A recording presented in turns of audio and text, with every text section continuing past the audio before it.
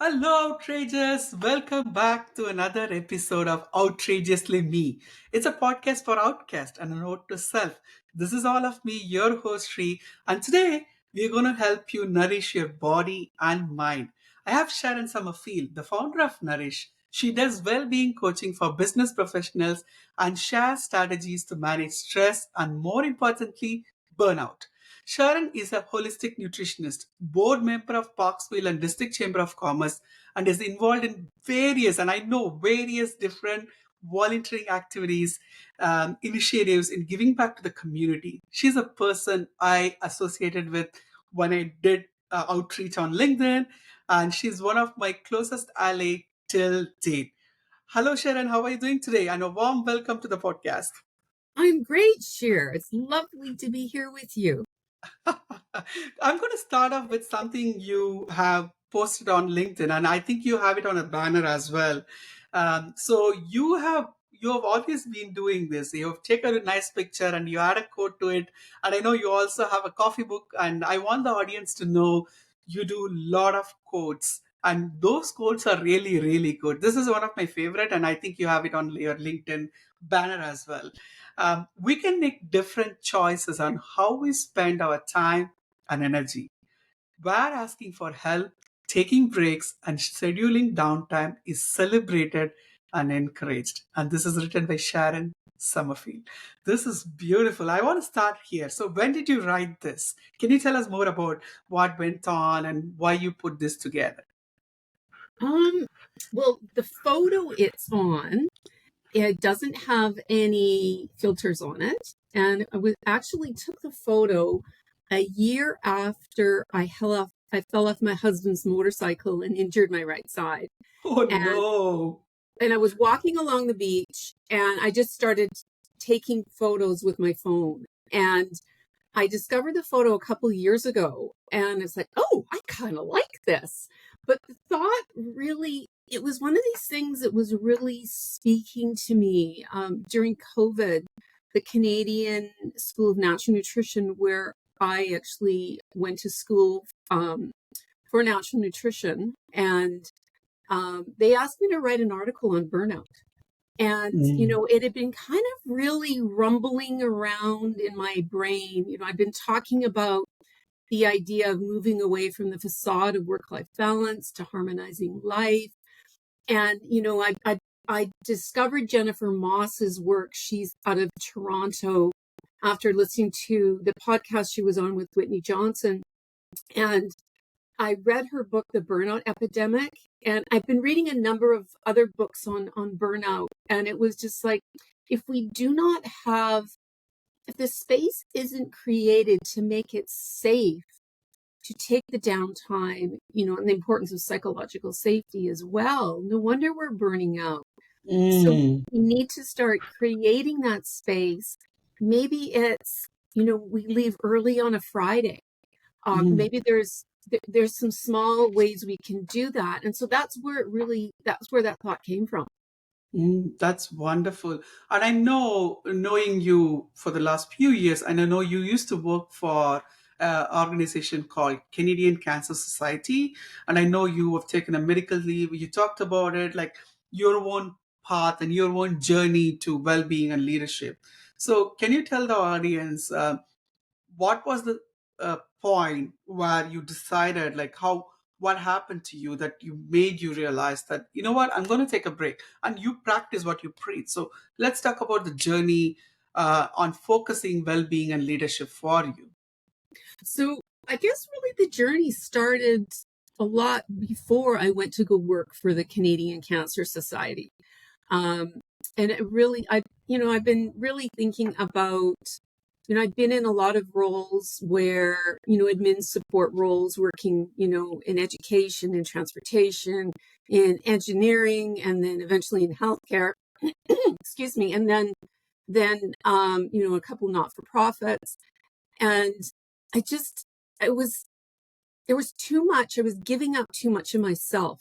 So it was really when I was working for the engineering firm and a global engineering firm, and I had an organizational role, I had a project role, I was leading a community investment initiative off the side of my desk with a local elementary school. Mm, And because of that, I was asked to join a couple committees and represent the organization at our local board of trade. mm, And then I decided, because in consulting, if your bill in that organization, if your billable hours weren't over 90%, you were red circled and looking at a layoff. mm, So I'd been in that situation for a number of years and was approached by a library. I'd worked with the mayor of that municipality before. I'd worked with the librarian before. So she approached me to run their gala. oh, And that okay. was insanity. Um, because I had way too much on my plate. But what was really interesting was that it's sometimes we have to get tipped over too far. And that's where we realize, okay, what can I start saying no to? And Mm, and after the gala, I really carefully thought about what can I say no to? And I'd read this article by Brian Fraser. And Brian Fraser actually married my husband and I, and he is a pastor of a church in Burnaby. He's a very eclectic man. He's really interesting. But at that point, he was actually running a coaching business called Jazz Thing, where he compares jazz to leadership. So this was long before I met him. I read this newsletter that talked about consider who you can best harmonize with. So that's where it really started. I really thought about who I could best harmonize with. And I got really crystal clear what were my mm, values in what mm, parts of my life, mm, including my working life, were my values in conflict. And so I actually stepped down from my marketing and business development role. I continued to work with the executive that I worked with for many years. I continued in my project role. And then I resigned from my Burnaby Board of Trade appointments and I continued to lead the Community Investment Initiative. But what was fascinating, because I think we also connected when I was involved in the working group around psychological safety. What was fascinating is actually I was in two polar opposite cultures at the same time. mm, The organization I was part of, if you made a mistake, you weren't told what that mistake was, nor were you given that opportunity to fix it. At the project level, I was given a new opportunity, thrown so far out of my comfort zone at times I didn't know if I could breathe initially, but then I loved it. But in that environment, if you made a mistake, you were told what that mistake was and given the chance to fix it. So here at the mm, same time, one is promoting learning and growth and the other one isn't. So I was eventually laid off and then I made a commitment to myself on how I was going to work. I wasn't going to do the crazy hours. And then I joined Electronic Health Project and the crazy hours returned. And I made the decision after I finished my nutrition program, I was going to leave. And I'd met Erin, who is the vice president of revenue development with the Canadian Cancer Society a number of years ago through the Community Investment Initiative. So the community piece is there. And so we started talking about another role I was interested in another organization, which didn't pan out. And she's like, well, would you like to come and work here? And so I ended up joining the Canadian Cancer Society as her assistant. And, I was hired as an executive assistant. Shelby wants to say hi. And, and, she started asking me to coach some of the leaders in the organization to help them get closer to their true priorities. And it mm, was really interesting to see the decisions and choices that they started to make and the decisions and choices that their staff started to make. And then sadly, the accident happened. And mm, then I went on medical leave. The choice to go on medical leave really was out of my hands because mm, I couldn't write. I couldn't type. I mean, I had exercises where writing a card was something I would try to do one in one day. okay. Mm, So that's where it really started. And then, I think it was through the HR Strategy Council, I think we first connected. And then it was okay, really looking at what can I do and what do I need in this moment. mm. That's very interesting. And also, not just you did that for yourself, like you took a conscious decision of who you want to be associated with, who you harmonize with, as you nicely put it. And you also probably did that in the way you also founded the Nourished. Like you said, okay, I did it for myself. It helped me. Now I'm going to do it for the leaders. So let's talk about Nourished, like the reason why you found it, and when did you realize that you wanted to do it for others as well? Um, because I've always done it. I've always done it. In the roles I was part in. I remember at one point when I was with the engineering firm, at Christmas time, we would always do these great big get togethers. And we realized that because the business group had grown so big, so fast, we didn't have a budget to do the Christmas lunch. And one of the senior managers out of Denver, he was diagnosed with diabetes. And Mm, so it's just like, okay, how can we support our team in a different way for them to come together? So we started doing these events in engineering. They had 4 lateral filing cabinets that put a refined piece of wood on top of it, which we called a layout table. And then mm, we would invite people and create these events to gather connecting through food. And that's kind of like where it really started was, how can we connect with ourselves and each other and really paying attention when someone starts to show up in a different way. And I mm. can remember being on Zoom calls and the HR Strategy Council, during COVID, different people would show up in different ways. And afterwards, I'd send notes to everybody. So nice to see you. And I remember sending a couple notes to a couple of different people saying, are you okay? And I think that's where it really, the seed had been planted for quite a while, but Mm, the importance of checking in with each other. How can I help? Having those heart-centered conversations, because for a long time, I think many of us have had professional lives that have come at the cost of living. yes. And I really wanted to start a conversation. And that's where my first piece I actually wrote was the idea of moving away from work-life balance to harmonizing life. Mm, And, that's really where it started. And then when I finished the nutrition program, I really wanted a name. And so I started talking to people like, where do you feel challenged? And it was actually the executive that I used to work with, Ian. I remember having tea with him. I said, I think the name that I've landed on is the Nourished Executive. He goes, oh, that's really good. Nourishing isn't just what you eat. mm. It's how you're fueling yourself, the work you're part of, the What you're feeding your behavior. mind too. You're absolutely right. Yes. So that's really, really where it started. And then it's like, how do I continue those conversations? Mm, Really, I had to learn again. I had to learn how to write again. I had to mm, learn I can do this now. I wow. I couldn't, this might not seem like a big deal, but I couldn't pick up a coffee cup. I still can't really pick up my teacup. I don't drink coffee Yeah. with the handle if like the cup's full Mm, now. So when it's yeah. half full, I can do it. But it Yeah. was, and you start thinking about like during COVID, there were so many people that were Mm, really struggling. So how can we find that way to meet them where they are mm. and without judgment? Because I think people were feeling judged when they start to say, Yes. hey, they're putting up the white flag saying, I can't do this anymore. Right. And Right. and I actually earlier this on Monday, I had a conversation with a lady that I know who is actually on leave from burnout.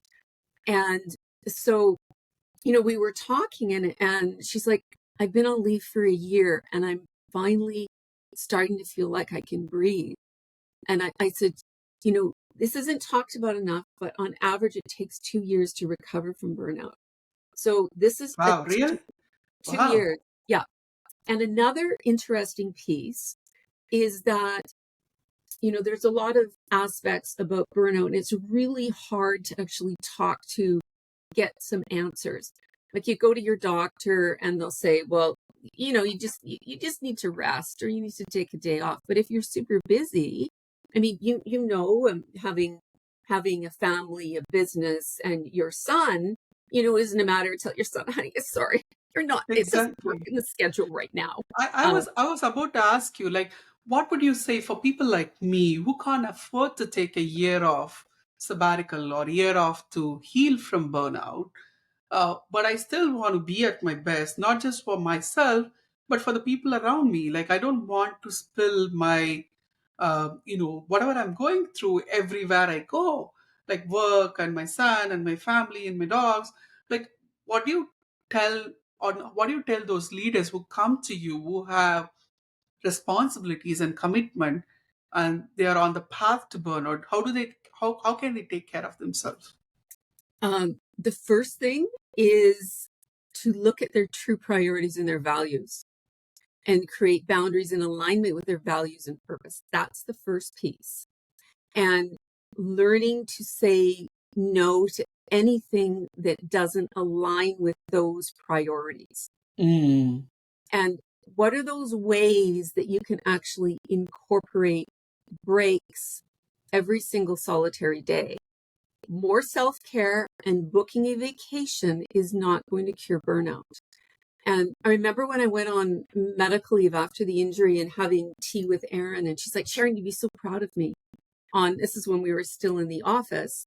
She's like, I have on my whiteboard in my office, I have my top 3 priorities. And anyone who comes to me and wants me to focus on anything else. So she was responsible for revenue development for the Canadian Cancer Society across Canada. And if anyone wants me to focus on anything else, they have to make a pitch to me. They have to tell me why I should shift from those top 3 priorities to the things Mm. that they're talking about. I love And that. and I also really, really think that executives, and I'm saying this also as I was an executive assistant for many years, and a lot of executives don't know how to use their assistants properly. And there's a Mm. lot of things that executives get involved in doing that they don't need to. Love that. Hire Love that. Mm. and find an executive assistant that you can partner with, pay them well, invest in their learning and growth, because the stronger they are, the stronger you're going to be. I love all of that. I really loved when you said self-care and booking a vacation is not going to cut it, which is absolutely true. And I love that you gave a practical, kind of like a cheat sheet, and I think this is also a peek into what you can do for the leaders when they work with you with the Nourished program, is to be able to go back to that vision of what am I going to do? What are those 3 things that's very important to me? What is that I want to align myself with? What are my core values? And to be able to say no to things and effectively saying yes to things that they have chosen, that they want their value to be, and also to be able to hire the help that you need. I think this is what a lot of leaders forget, that they get into every damn thing and they go down and do the work that they think has to be done in a certain way and things like that. So I think this is wonderful. You've given a lot of room for leaders and people who are listening to this podcast to think about how to approach holistic well-being and prevent burnout without having to take a lot of time off, or just not doing the superficial self-care routines and going on vacation. But talking about going on vacations, and I know you take a lot of walks with your dog and you also take photos and post on LinkedIn. So every time I see a post, there's always a saying with a beautiful photo, and then you talk about something that we should stop and smell the roses, kind of a way. And I think you also, in a way that you create that system where it's blended into your habit. It's not like you're doing it for one at a time, like 6 months down the lane, you're going for a vacation, you're forgetting it or something like that. You're doing it on a daily basis, right? Yes, yes. And, honestly, I was reminded of the importance of stopping and smelling the roses. So we've got roses that are just in full bloom right now. And my week actually didn't start off that great. Mhm. On Monday, my the Nourished executive Instagram account was hacked. Oh And no. oh Oh yes. no. Oh And no. so my husband had been working that day. My husband's a firefighter, and he'd come home in the middle of this is happening. And I got this text from my sister-in-law, something's going on. This image of this Asian man was on my page. And so my sister-in-law reported it, and we were actually able to get the page shut down. Like Joe Okay. did some troubleshooting. And so I actually went in the backyard and started walking around and looking at the roses. And I started making rose oil actually. And so I Mm, just started collecting more petals and smelling them. And it was, I know how important this is, but sometimes we forget. mm, And, I was so glad Joe encouraged me just to step away. Just, okay, let me see what I can do. And it was the best thing for me to do was just to walk around. Like sometimes the best thing we can do in the heat of things actually is just to step back. And, yes. especially when things are really busy. And that was really modeled for me working with the executive I worked with for many years and working on the last infrastructure project I worked on. Family was Mm, always priority one. mm, And, when at the end of the day, we're not going to be saying, oh, I wished I'd scheduled another meeting. So it's keeping that top of mind. And, what are the ways that, not all businesses can do this all the time. But one of the things the Canadian Cancer Society did when I was there was often we would get a notice on the Thursday before a long weekend. We're shutting down for Friday. Everyone take the day off, and you're going to have a four-day long weekend. So they would do it wow. before a long weekend.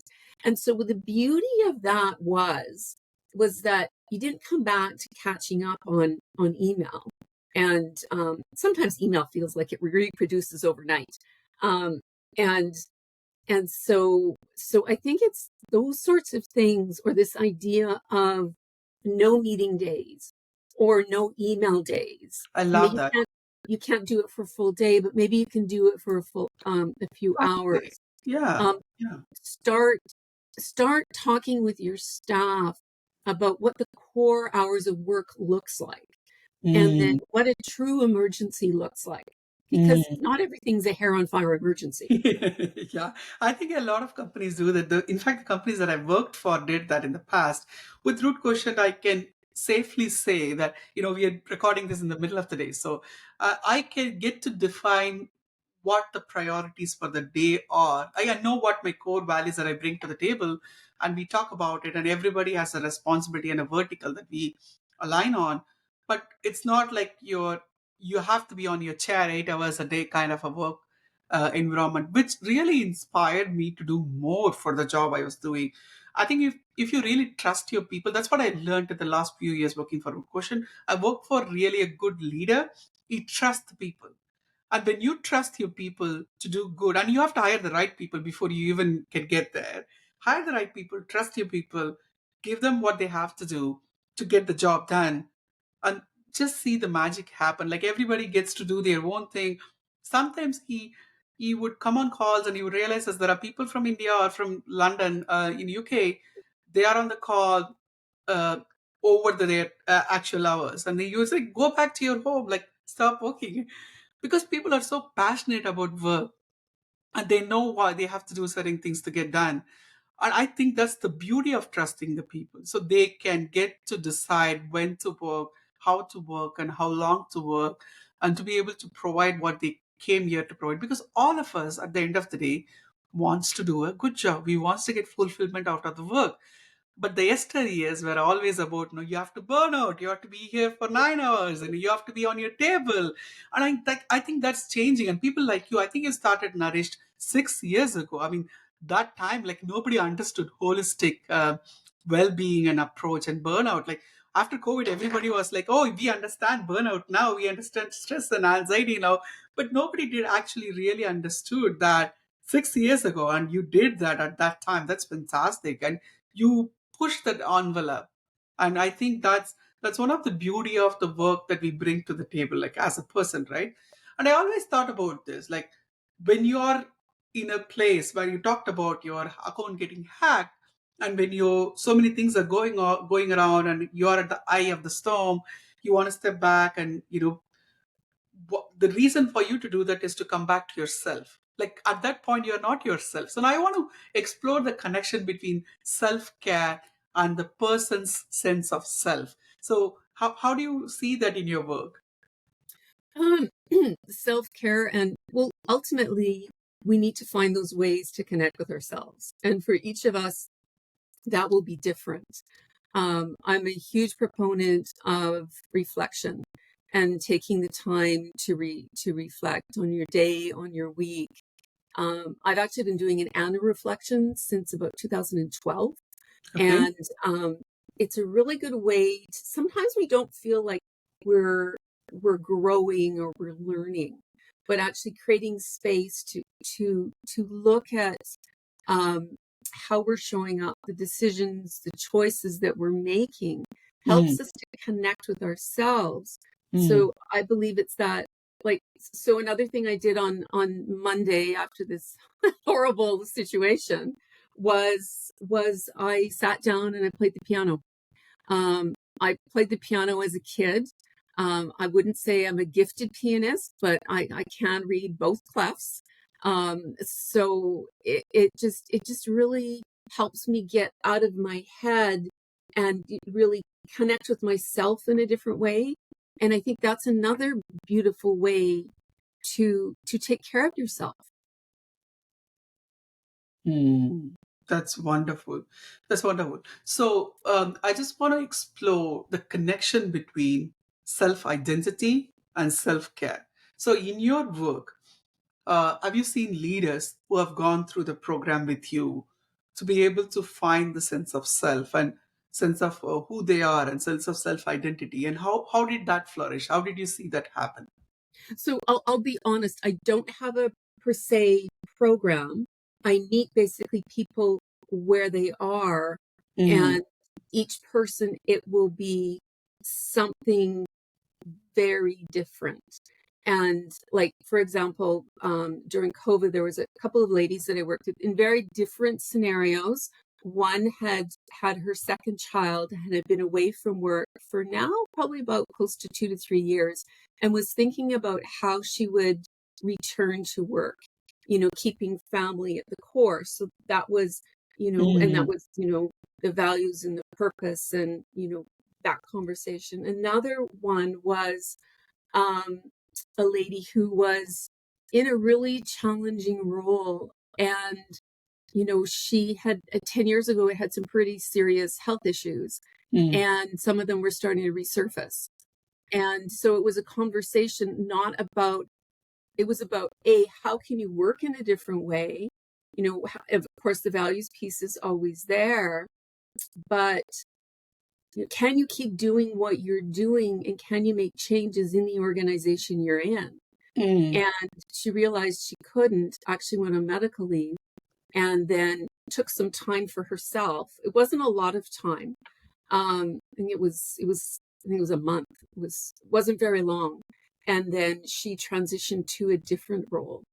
And I think that, and the identity piece, I will be honest, when I got injured after joining the Canadian Cancer Society, um, and I couldn't work. And my doctor had the conversation with me. Yes, I'd launched the Nourished Executive, and my plan had always been to launch the Nourished Executive, invest in coaching, and work full time.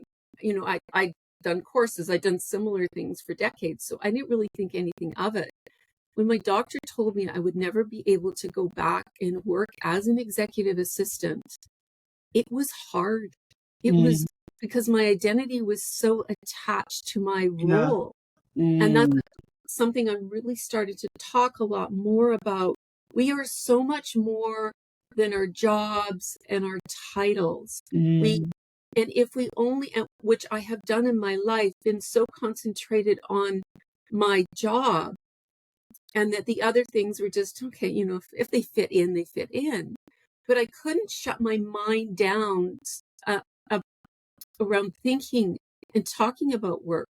So that's another piece I talk about as well, is when we're not at work, we need to create that space to not think or talk about work, because it Mm, brings ourselves back. Or if we need to do that, put some parameters on that.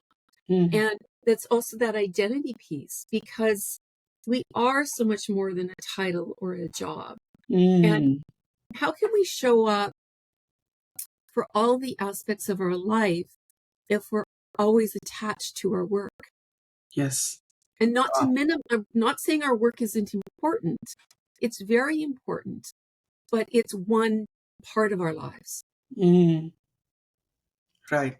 I love that. I love that. I think this notion that what I do is who I am is really, really, I would say, um, very crude way of thinking about ourselves. Like it's when we equate what we do to our self identity and the outcome of that as a value to our self identity.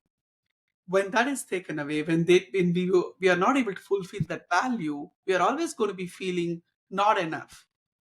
And I think that's one of the cruelest thing that you can do for your self identity. And I love that. It's also interesting that I hear from you, and leaders who take the time to learn more about themselves, to take the time to prevent the burnout, can operate from the sense of who they are and not from the sense of what the external validation is on them. And that's very important. Like the market can change and business can go from up and down. Like if you don't have the sense of who you are, how are you even going to lead your team, right? Well, and also by you being authentic and showing up and saying, this is what's going on for me, you create that psychologically safe place for people to Mm, do the same. that's fantastic. Yeah, that I always reminded myself of that. If you're being outrageously yourself, people are going to come into your life will also feel that it's the space where they can be outrageously themselves too. And isn't really that we want people to be themselves? You know, Yes. we, you know, and it's interesting, after I didn't know the term psychological safety until I got involved with the HR Strategy Council, and now I can't read enough about it.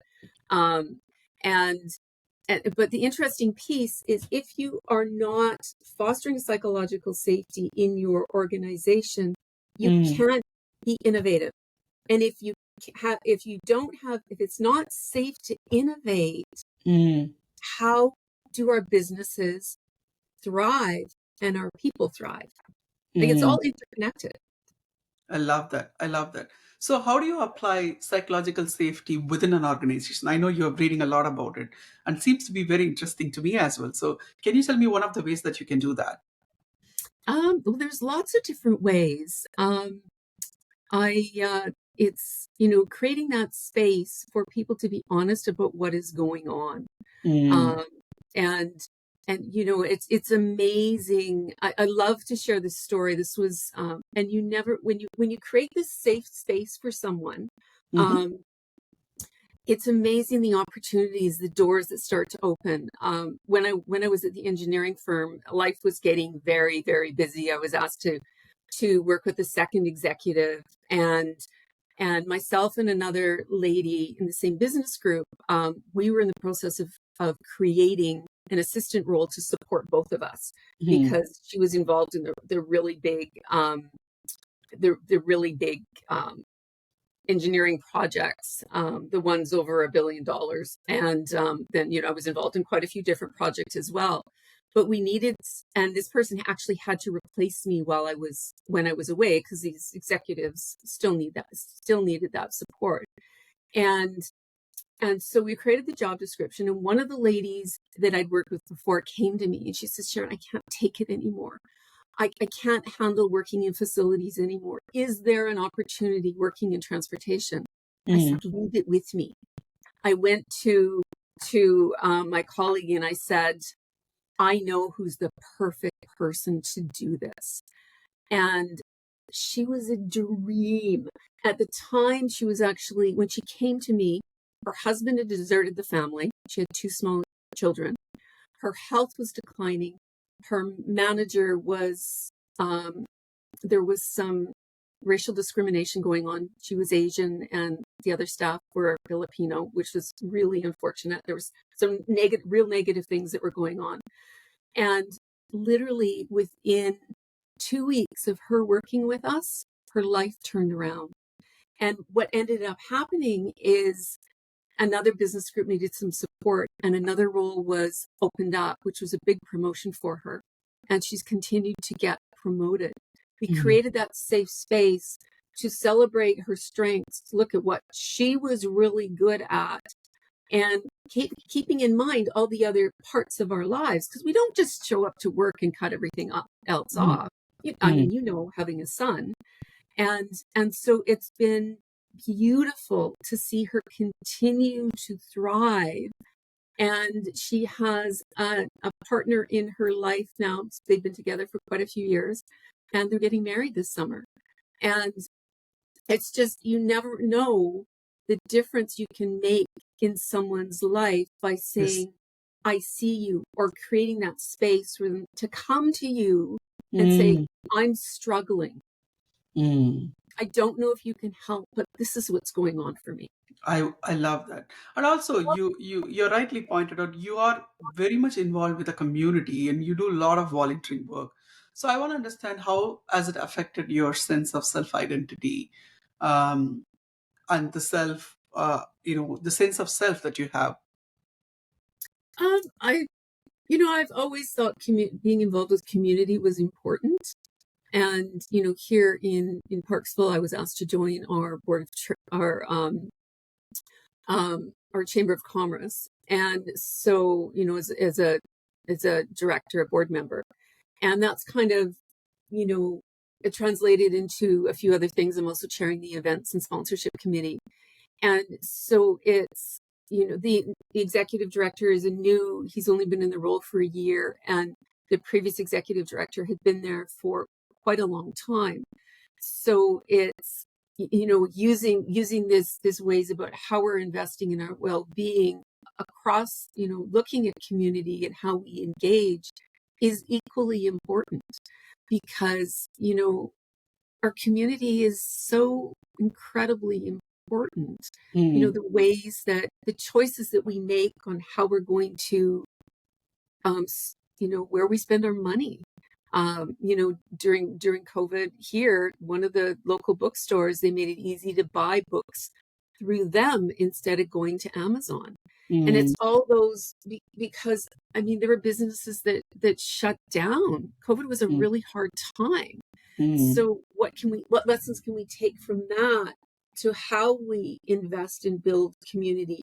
And that begins by how we're investing in building those relationships. But whether it's the activities we go to, what market or event we support, or how we engage around a board table. I love that. Okay, so is there any upcoming projects or initiatives you are excited to share with the listeners? Oh, yes. We've got a big one, actually. Myself and Dr. Elizabeth Creasy with Pacifica MD, we are going to host a women's health conference at Tanamera on May 2nd of next year. Fantastic. So we just signed the contract last week. Oh, wow. So fantastic. So if anybody wants to know about that, I think they can contact you on the LinkedIn, right? So I'm going to put the Contact me LinkedIn. directly. Yeah. Yeah. Okay. Fantastic. I'm going to put your LinkedIn profile in the comment section for the people to contact you directly. Before I let you go, one more last question. What does Outrageously Me podcast means to you? What do you think about it? I think it's great. I loved your conversation with Rita Ernst, Yeah. the author of Show Up Positive, and you're just creating this space for people to be who they are. Let's get rid of the armor. Let's create these heart-centered conversations so people can be themselves, and show up as their best selves because they don't have to pretend they're anything else but who they are. I love that. And you walk the talk also. You're one of my closest ally, and you champion for equality and, for everybody's rights. And I think that's wonderful. And listeners, if you're up until here, go and say hi to Sharon. She's a wonderful human being to be in touch with. And I've seen her LinkedIn post trying to advocate for job for many people Oh, and yeah. making Yeah. those human connections. And I think even I've introduced you to a couple of people who came to you for asking for advice or something. I love that about you. And I think it's all about, helping each other and putting the armors down, as you rightly pointed out, and feeling nourished and, smelling the roses in your backyard and making rose oils and taking beautiful photos and making people think about what they're doing with their life and how can they do it better. You're a wonderful addition to the community, and you are a wonderful leader in what you're doing and making the triple of change. Thank you so much for being here, Sharon, and thank you so much for sharing some of the wonderful incidents from your life and how you see the world. Do you have anything to say to your audience before we close this? No, thank you so much, Cher. It's always a joy to spend time with you. And I think it's, this what you're doing here is creating this space for authentic and real conversations.